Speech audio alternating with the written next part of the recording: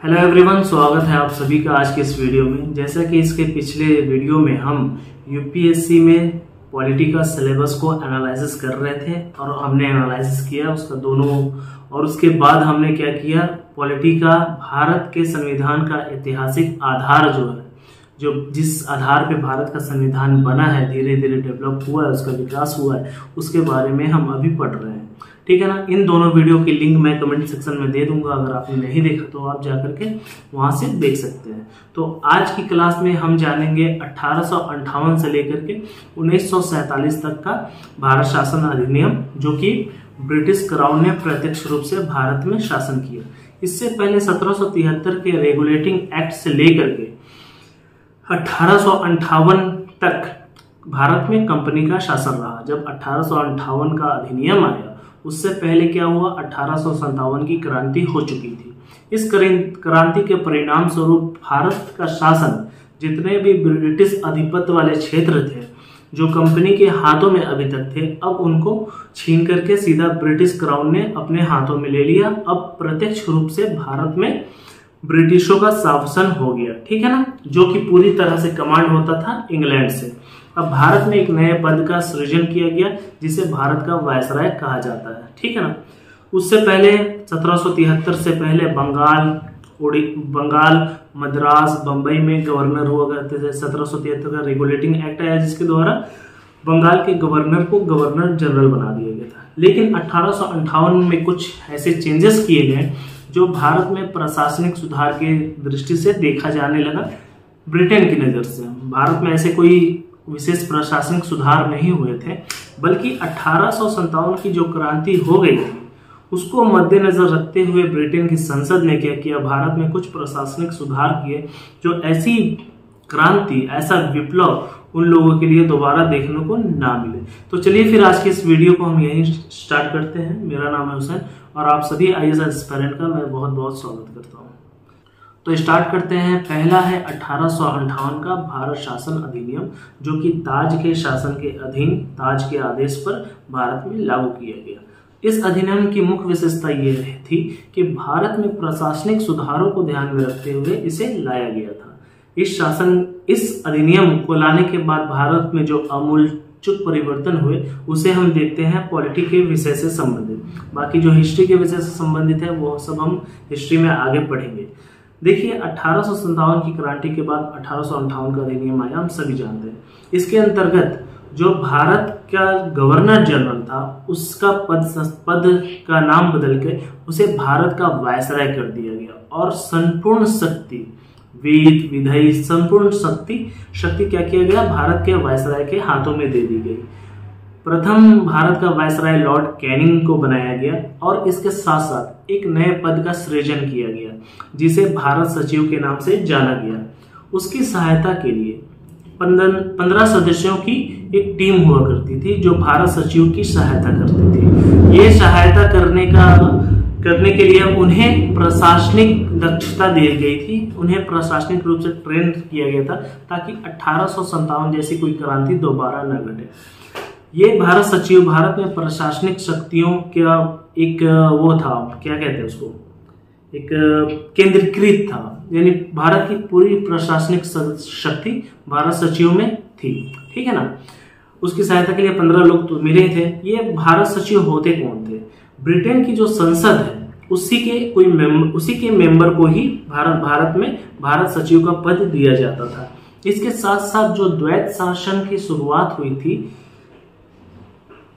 1784 का Prince India act, जिस act के द्वारा भारत में राजनीतिक कार्य और वाणिज्यिक कार्य को अलग कर दिया गया था, जिसके द्वारा क्या हुआ था, कोर्ट ऑफ डायरेक्टर्स जो कंपनी के वाणिज्यिक कार्यों को देखती थी और बोर्ड ऑफ कंट्रोल जो कंपनी के राजनीतिक कार्यों को देखती थी, इन द्वैत शासन का पूरी तरह से समाप्त कर दिया गया भारत में।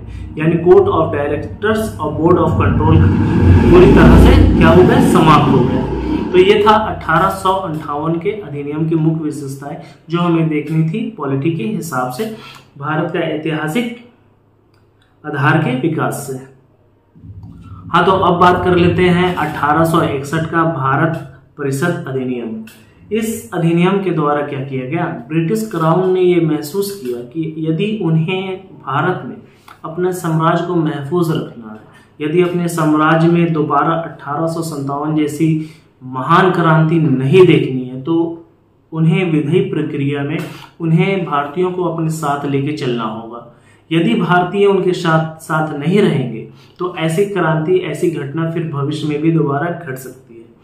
तो 1861 और 1892 और 1909 ये 3 अधिनियम ऐसे आए जिनमें पूरी तरह से भारत के शासन को सुचारू रूप से चलाने के लिए ब्रिटेन की ओर से भारतीयों का सहयोग लेने की बात कही गई। यानी आप भारतीयों का सहयोग लेकर के आप भारत का शासन चलाइए, यानी एक तरह से लॉलीपॉप दिया जाने का काम किया गया। तो देखते हैं 1861 का अधिनियम में कौन सी मुख्य बात थी। देखिए, सबसे पहले इसमें मुख्य बातें ये थी ना कि इसमें विधि प्रक्रिया में भारतीयों को शामिल किया जाने लगा।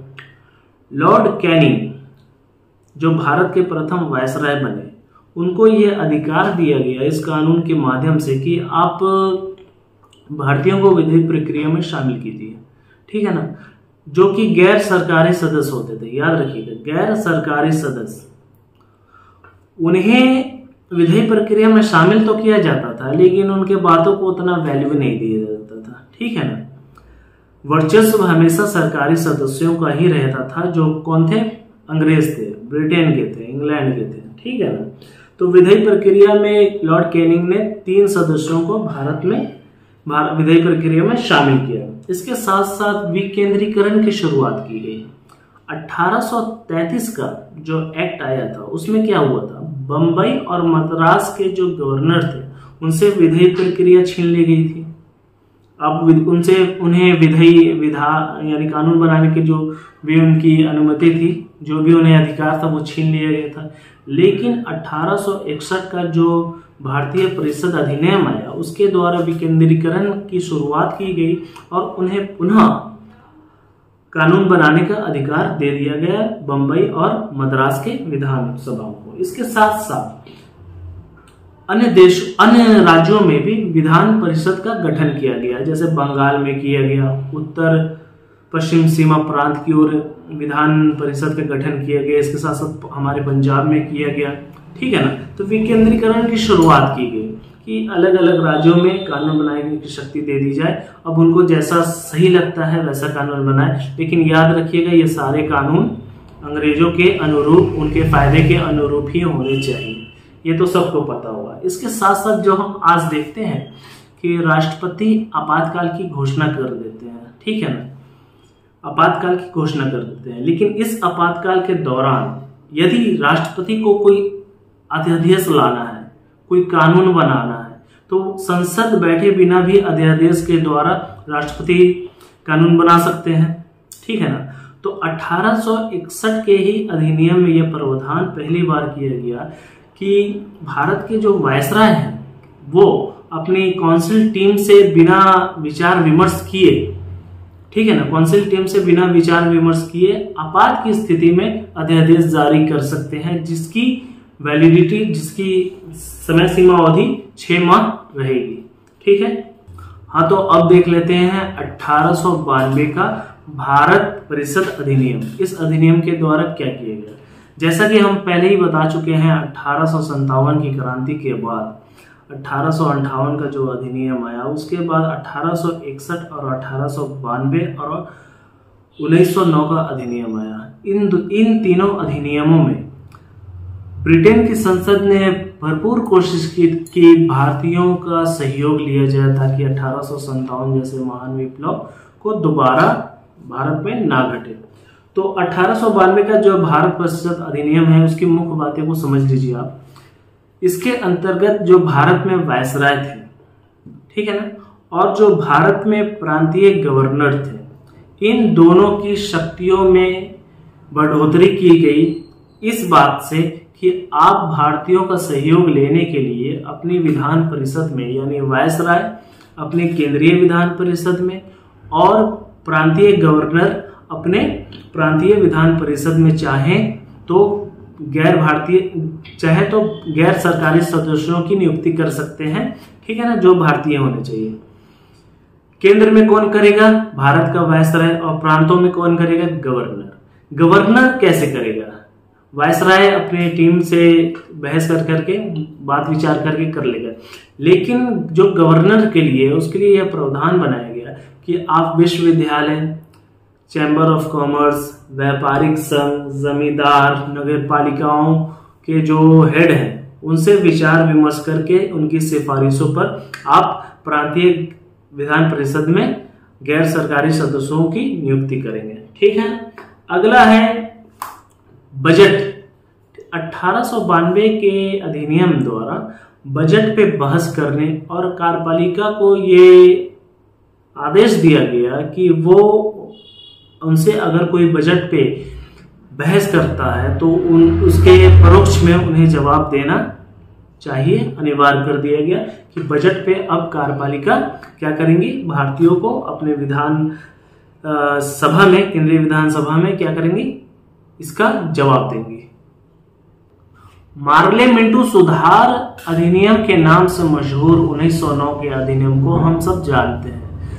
मार्ले जो थे ना उस समय भारत के सचिव थे ब्रिटेन में, और मिंटो जो थे वो भारत के वायसराय थे, इसलिए इस अधिनियम को मार्ले मिंटो सुधार अधिनियम कहा जाने लगा, ठीक है ना। इस अधिनियम की जो मुख्य विशेषता थी उसको हम देख लेते हैं। वायसराय की जो विधानसभा थी, वायसराय का जो विधान परिषद था भारत में, जिसे केंद्रीय विधान परिषद हम जानते हैं, उसकी संख्या में बहुत ही ज्यादा वृद्धि कर दी गई, जबकि प्रांतों में गवर्नर की जो के अधीन जो विधान परिषद थी उसकी संख्या असमान थी, कहीं ज्यादा थी, कहीं कम थी, कहीं ज्यादा थी, कहीं कम थी। लेकिन जो वायसराय की विधान परिषद थी, केंद्रीय विधान परिषद, उसकी संख्या, सदस्यों की संख्या 16 से सीधा 60 कर दी गई, ठीक है ना।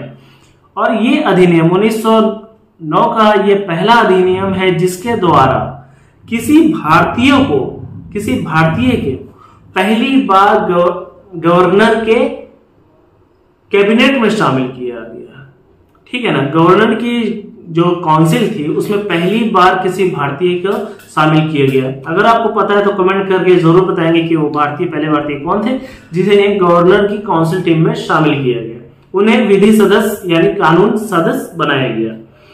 1909 का जो अधिनियम है उसे सांप्रदायिकता का जनक वाला अधिनियम भी कहा जाता है, क्योंकि मिंटो ने इसमें क्या किया था ना, मुसलमानों के लिए अलग प्रतिनिधित्व की व्यवस्था की, यानी मुसलमान अब मुस्लिम बहुल इलाके से चुन के आएंगे तो विधान परिषद में, विधानसभा में बैठेंगे। ये चीजें थी 1909 के अधिनियम में। तो चलिए फिर बढ़ते हैं हम अगले अधिनियम की ओर। अब हम देख लेते हैं भारत शासन अधिनियम 1919, ठीक है। इसको लाने का मुख्य उद्देश्य जो था ना, वो भारत में एक उत्तरदायी सरकार, एक रिस्पॉन्सिबल गवर्नमेंट की स्थापना करना था, ठीक है। ये 1919 में लाया गया, लेकिन इसे लागू 1921 में किया गया। इसकी मुख्य विशेषताएं कौन कौन सी हैं देख लेते हैं। पहली बार भारत में द्विसदनीय व्यवस्था की शुरुआत की गई। पहली बार इसी अधिनियम के द्वारा पहली बार भारत में प्रत्यक्ष निर्वाचन प्रणाली की गई, ठीक है ना। पहली बार भारत में सूचियों का बंटवारा किया गया, ठीक है।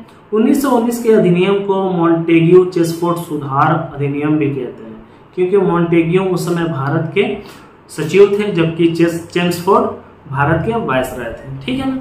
इसका अपना एक इतिहास रहा है, वो आप इतिहास में पढ़ेंगे जब पढ़ाएंगे आप लोगों को इतिहास, ठीक है ना। इसमें हम पढ़ लेते हैं। जो सूचियों का बंटवारा हुआ प्रांतीय स्तर पर यानी केंद्रीय स्तर पर, उन सूचियों की पहचान की गई जिसपे सरकार कानून बनाएगी, यानी भारत के वायसराय बनाएंगे। और प्रांतीय सूचियों की लिस्ट बनाई गई जिसपे कानून कौन बनाएगा? प्रांत स्तर पे जो गवर्नर हैं वो बनाएंगे। यानी आज के डेट में जो हम देखते हैं, जो संघ सूची है, राज्य सूची है, वो यहीं से निकलकर आई है। अब देखिए, जो प्रांतीय स्तर की जो सूचियां थी उसमें भी दो तरह के बंटवारे किए गए। एक था हस्तांतरित विषय ठीक है। दूसरा था आरक्षित विषय। हस्तांतरित विषय वैसे विषय थे जो प्रांतों के गवर्नर अपनी काउंसिल टीम अपने उन लोगों से, उन सदस्यों से पूछ करके कानून बनाते थे जो विधान परिषद के प्रति उत्तरदायी है। जबकि आरक्षित विषय पर जो गवर्नर थे वो उनसे पूछते थे जो विधानसभा के प्रति जिम्मेदार नहीं है, किसी भी प्रकार की उनकी कोई रिस्पॉन्सिबिलिटी नहीं है, ठीक है। और प्रत्यक्ष अगला है इसमें कि प्रत्यक्ष निर्वाचन प्रणाली की शुरुआत की गई। हालांकि मत देने का जो अधिकार था वो कुछ ही लोगों को था, यानी जो बहुत पढ़े लिखे थे उनको वो मत देने का अधिकार था, जिनके पास संपत्ति अधिक थी उनको कर मत देने का अधिकार था, जो कर अधिक दिया करते थे उनको मत देने का अधिकार था। जो भारत सचिव की जो पद का जो सृजन किया था, जो लंदन में रहते थे, उनकी सहायता के लिए, उनके कार्यबोझ को कम करने के लिए एक उच्चायुक्त की स्थापना की गई जो लंदन में बैठते थे, जो उनकी सहायता करते थे भारत में की गई। भारत के उच्चायुक्त को लंदन में बैठाया गया, ठीक है। अब है अगला केंद्रीय लोक सेवा आयोग, जिसकी तैयारी आप और हम करते हैं। केंद्रीय लोक सेवा आयोग की स्थापना की गई 1926 में, जिसे आगे नाम बदल करके संघ लोक सेवा आयोग कर दिया गया, ठीक है ना। 1919 का अधिनियम एक ऐसा अधिनियम है जिसके द्वारा बजट जो पहले केंद्र स्तर पर बनता था, अब उन्हें राज्य स्तर पर बनाने की अनुमति दे दी गई। अब प्रांतीय स्तरों पर ये बात कही गई कि आप अपने प्रांत का बजट स्वयं बना सकते हैं, अपना बजट बनाएं। इस 1919 का अधिनियम मैं देखता हूँ ना कि पूरी तरह से विकेंद्रीकरण करने का प्रयास किया गया। जो ब्रिटिश सरकार ने कहा है कि भारत में उत्तरदायी सरकार की स्थापना करेगी, उस ओर बहुत ही अच्छा कदम था 1919 का अधिनियम। लेकिन इसमें भी बहुत सारे वाद विवाद हैं, वो हिस्ट्री का विषय है, जब हम हिस्ट्री आपको पढ़ाएंगे तो उसमें आपको पता चलेगा। तो अब पढ़ते हैं अगला अधिनियम, ठीक है ना, जो कि 1935 में आया। लेकिन उससे पहले कुछ चीजें हैं जो हमें जानना बहुत जरूरी है, तो पहले उसको जान लेते हैं। देखिए, बात कर लेते हैं यहाँ पे साइमन कमीशन की, यानी साइमन आयोग की।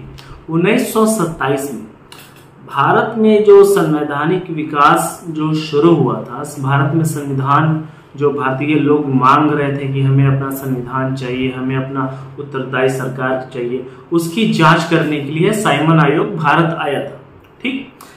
उस आयोग में सभी अंग्रेज थे, जिसका भारतीय पार्टियों ने, भारत के जो भी उस समय प्रमुख पार्टियां थी, कांग्रेस थी और भी बहुत सारी पार्टियां थी, उन सभी दलों ने उनका विरोध करना शुरू किया कि यार तुम हमारे काम के लिए भारत आए हो, हमारे संवैधानिक विकास के लिए, हमारी संविधान में कौन कौन सी चीजों की आवश्यकता है उसे जानने के लिए भारत आए हो, अब खुद भारतीयों का इसमें कोई प्रतिनिधित्व नहीं, तो हम ये कैसे मान ले कि जो संविधान बनेगा वो हमारे हित के लिए बनेगा, जो कानून आएगा, अगला जो एक्ट आएगा वो हमारे हित के लिए आएगा, उत्तरदायी सरकार स्थापित करने के लिए आएगा। तो इस पे हो गई बहस। तो साइमन कमीशन यहाँ से जो भी अपना लेकर के गया, वापस चला गया, उसे वो ब्रिटेन की सरकार को दे दिया, ठीक है यहाँ तक। अब भारतीयों का इसमें क्या पक्ष था, क्योंकि भारत में हो रहे थे आंदोलन, क्या पक्ष था, इसे जानने के लिए गोलमेज सम्मेलन रखा गया। 3 गोलमेज सम्मेलन हुए। द्वितीय गोलमेज सम्मेलन में स्वयं गांधी जी ने पार्टिसिपेट लिया, उसमें भाग लिया। इन गोलमेज सम्मेलन के बाद जब गोलमेज सम्मेलन खत्म हो गए, देखिए ज्यादा डिटेल में हम नहीं जाते हैं, जाएंगे वो हिस्ट्री का विषय हो जाएगा। हम बस समझ रहे हैं कि किस तरह से भारत का संविधान तैयार हो रहा है, उसका बेस बन रहा है, किस तरह से उसका विकास हो रहा है। तो गोलमेज सम्मेलन के बाद जो ब्रिटेन की जो संसद थी उसकी प्रवर समिति को सौंप दिया गया, जो भी निर्णय आए उसे प्रवर समिति को सौंप दिया गया, जिसके परिणाम स्वरूप क्या हुआ, 1935 का अधिनियम आया। अब हम देखते हैं 1935 के अधिनियम में ऐसी क्या खास बात थी जो ये अधिनियम संविधान में एक मील का पत्थर बन के सामने आया। तो चलिए फिर देखते हैं 1935 का अधिनियम। 1935 का जो भारत शासन अधिनियम है बहुत ही विस्तृत दस्तावेज था, ठीक है ना। उसमें 321 धाराएं थी, 10 अनुसूचियां थी और एक तरह से उसमें जो विशेषताएं थी वो मैं आपको बतला देता हूँ, समझा देता हूँ। समझने का प्रयास कीजिए कि जो 1935 का अधिनियम आया उसमें भारत को अखिल भारत संघ बनाने का प्रयास किया गया। जो जितने भी राज्य थे उन राज्यों को जो रियासतें थी उनको एक यूनिट माना जाने लगा, यानी अब राज्य और रियासतें एक मानी जाने लगी, ठीक है ना। लेकिन रियासतों के जो शासक वर्ग थे, जो राजा थे, इसका विरोध करने लगे कि नहीं, हम अलग रहेंगे, हमें राज्यों में शामिल मत कीजिए, ठीक है ना। जो जिस तरह अलग अलग राज्य भारत में थे, ठीक है ना। तो पहली बार संघ सूची, राज्य सूची के साथ साथ समवर्ती सूची और अवशिष्ट सूची भी इसमें 1935 में शामिल किया गया। संघ सूची, राज्य सूची तो पहले ही आ चुके थे, लेकिन यहाँ पे समवर्ती सूची और अवशिष्ट सूची भी शामिल किया गया। अवशिष्ट सूची जो थी उस पे कानून बनाने का अधिकार सिर्फ वायसराय को था, जबकि समवर्ती सूची में राज्य सरकार और केंद्र, वायसराय दोनों कानून बना सकते थे।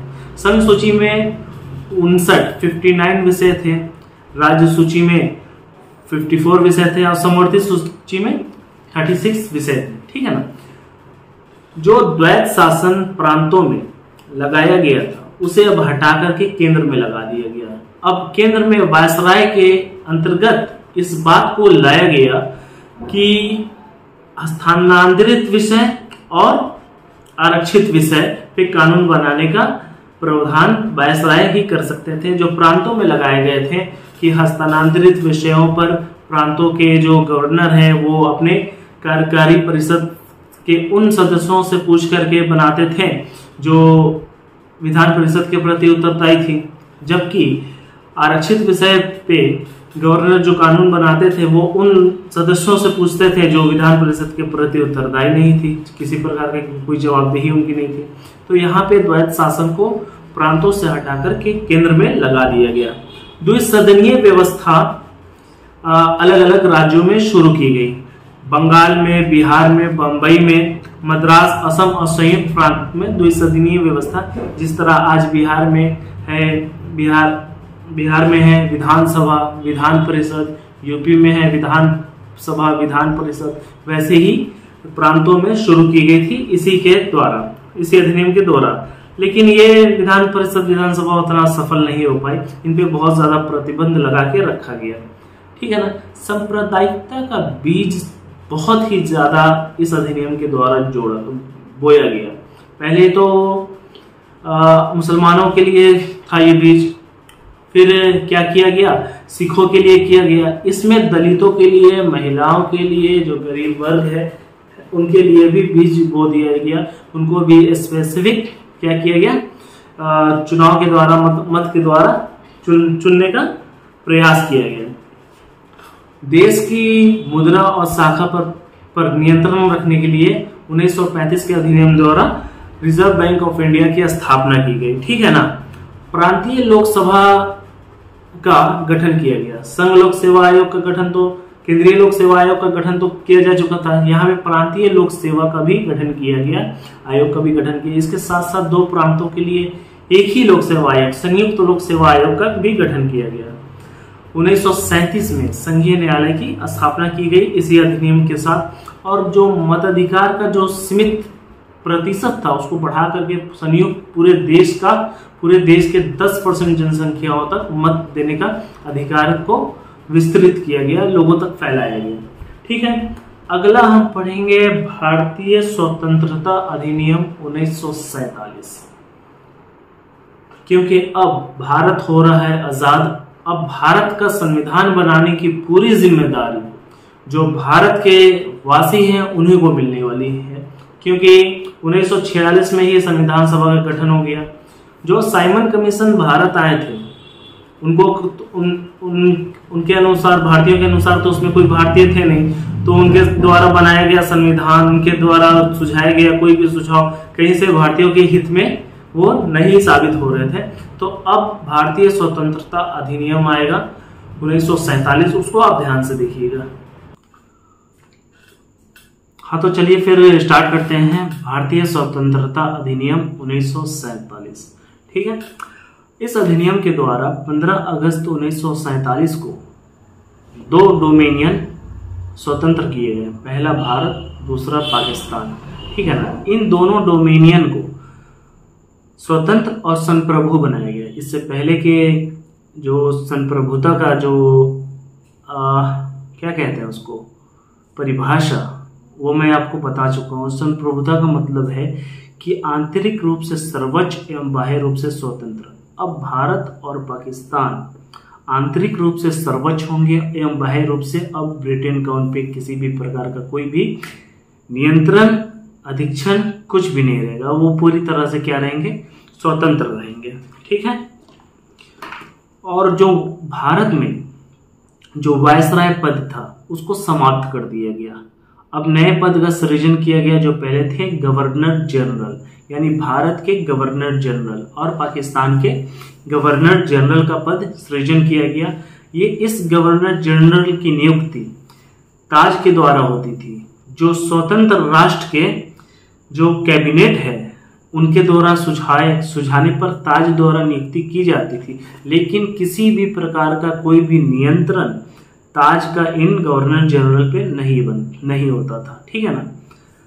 माउंटबेटन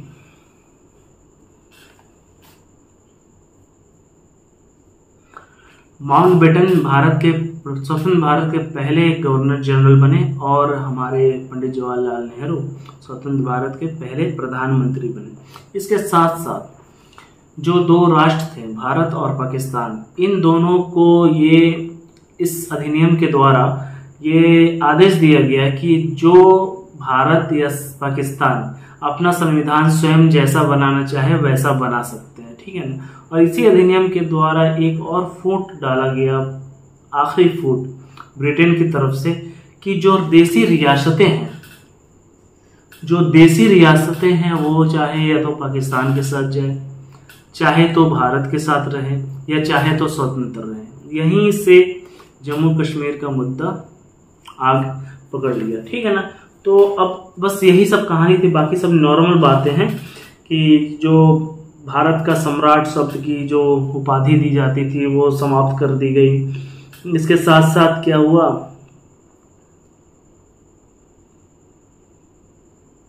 भारत में जो राज्य सचिव द्वारा सिविल सेवा में नियुक्ति करने और पद में आरक्षण करने की प्रणाली को समाप्त कर दिया गया।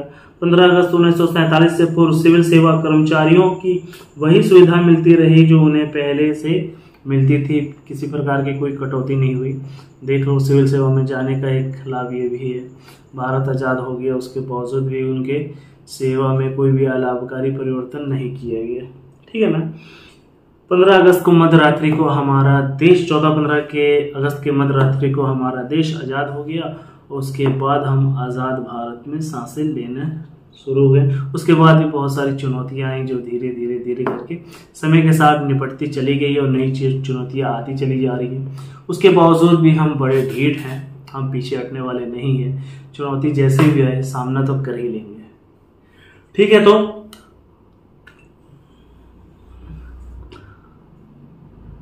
जो मैंने आपसे कहा था कि हम संविधान का ऐतिहासिक आधार 2 चरणों में पढ़ेंगे। पहले कंपनी के अधीन शासन 1773 से 1858 से पहले जो 1853 का एक्ट आया वहाँ, और क्राउन यानी ताज के अधीन शासन जो 1858 से लेकर के 1947 तक पढ़ेंगे, वो हमने पढ़ लिया। हमारे भारतीय संविधान का ऐतिहासिक आधार का जो सिलेबस का जो यूनिट है, जो एक पार्ट है, उसको आज कंप्लीट हो गया। अब हम अगले वीडियो में जो पढ़ेंगे उसकी जानकारी हम आपको दे देंगे। तब तक के लिए धन्यवाद, नमस्कार, जय हिंद।